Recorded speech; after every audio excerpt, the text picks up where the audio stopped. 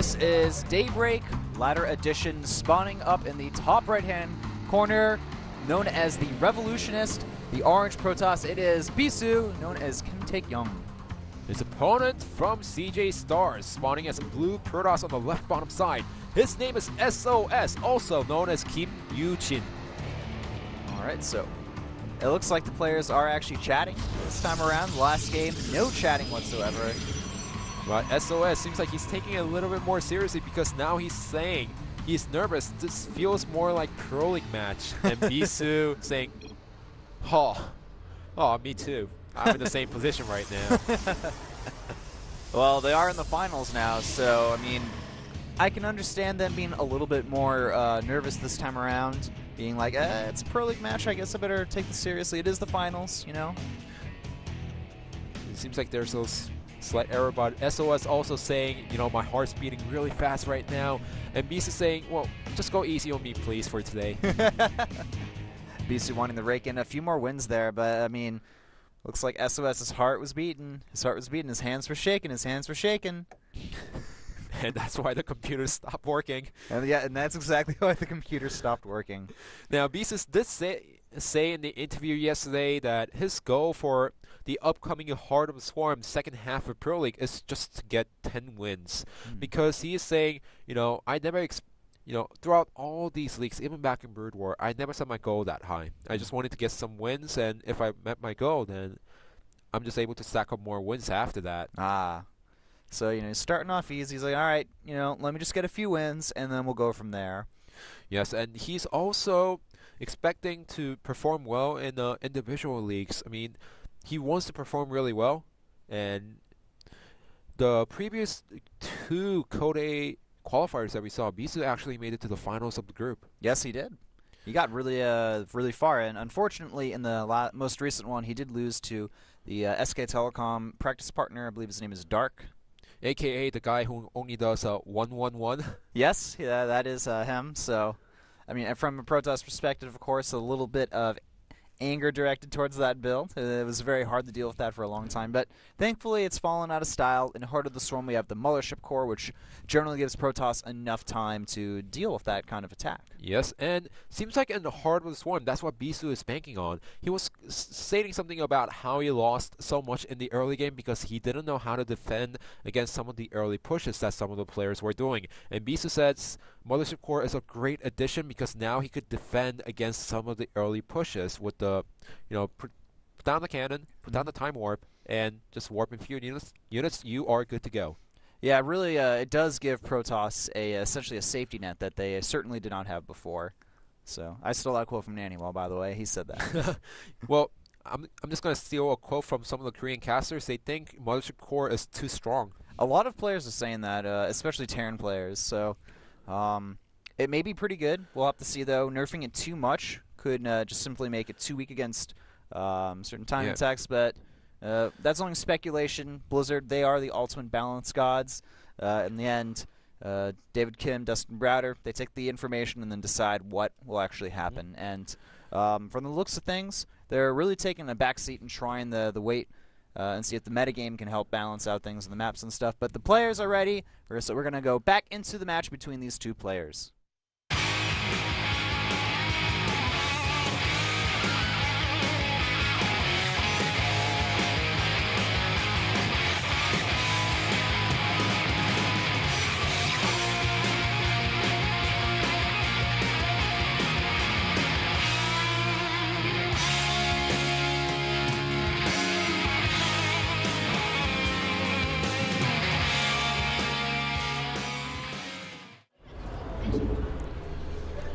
Alright, we are back.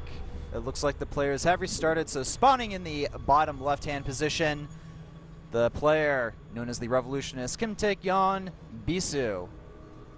His opponent on the right top side as the blue Protoss, his name is Kim Yoo-jin, also known as sOs, formerly known as Shy.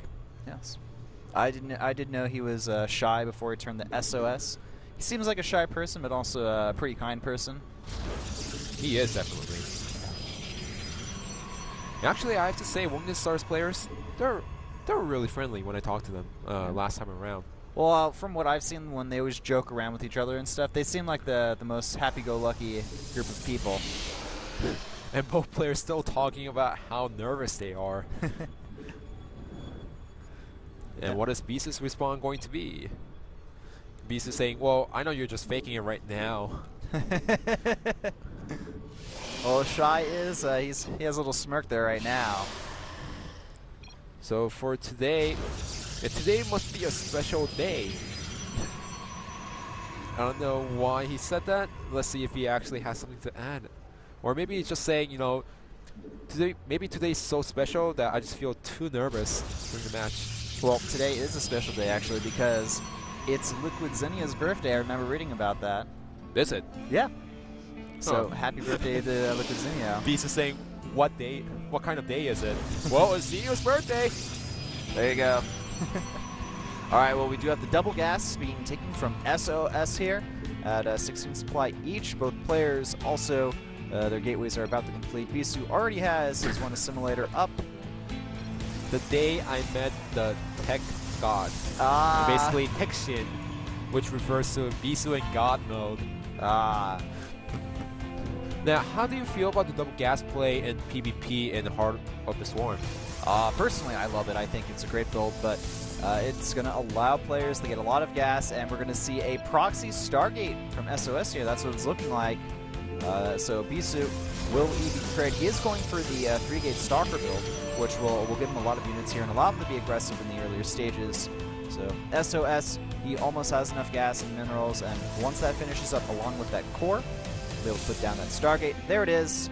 Proxy Stargate. He's going to probably make a very fast Oracle and try to do some damage to Bisu and catch him off guard. So now this is going to show how Bisu just show the amount of practice that he did, because if he looks in the main base and sees that the other pylon is missing, he knows that something has been proxied around the map. Does he catch that? That is the biggest question.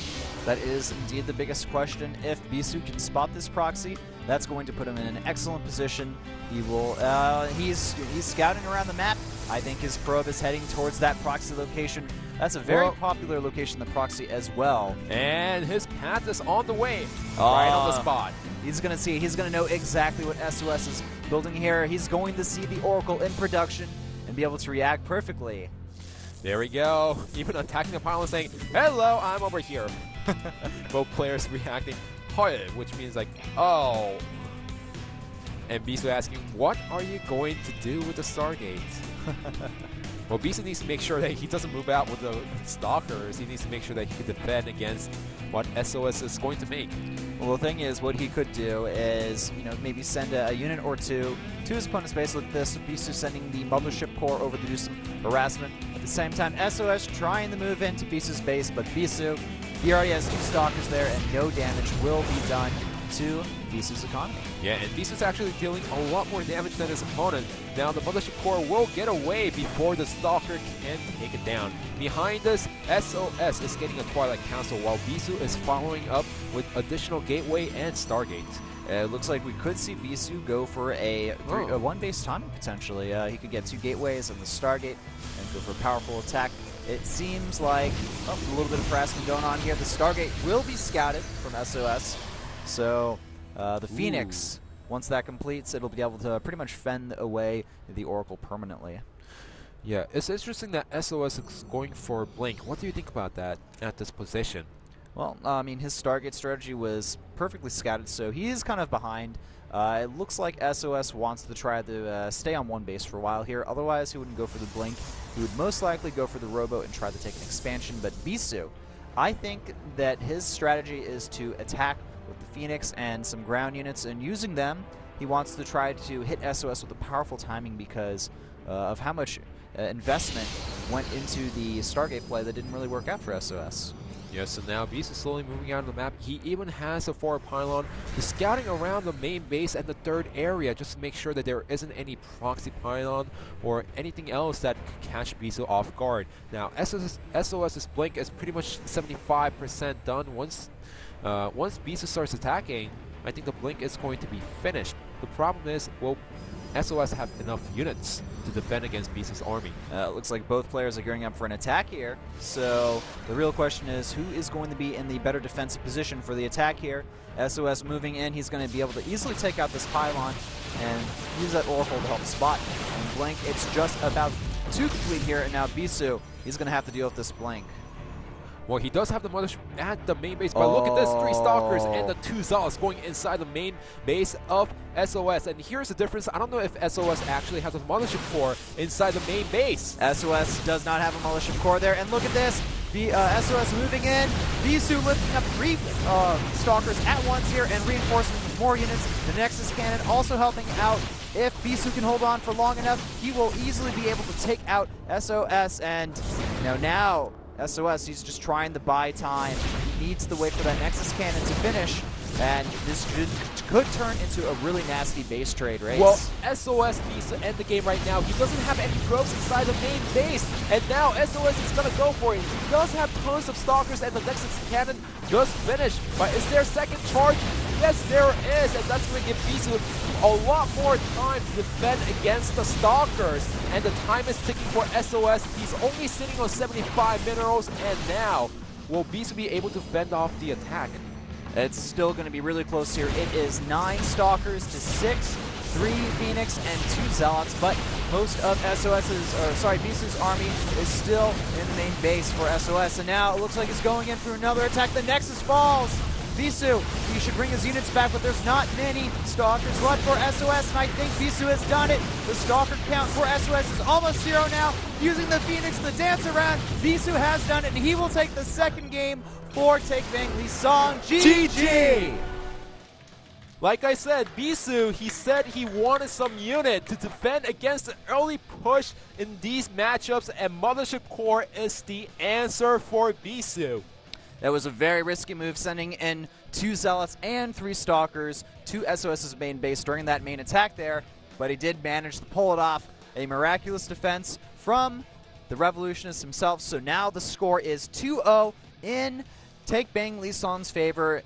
We will find out soon who each team is sending out, but now SOS, 0, 2 of the best players from CJ Stars have already been eliminated, and they can't play in the later later all-kill format. Yes, and one thing that I want to point out about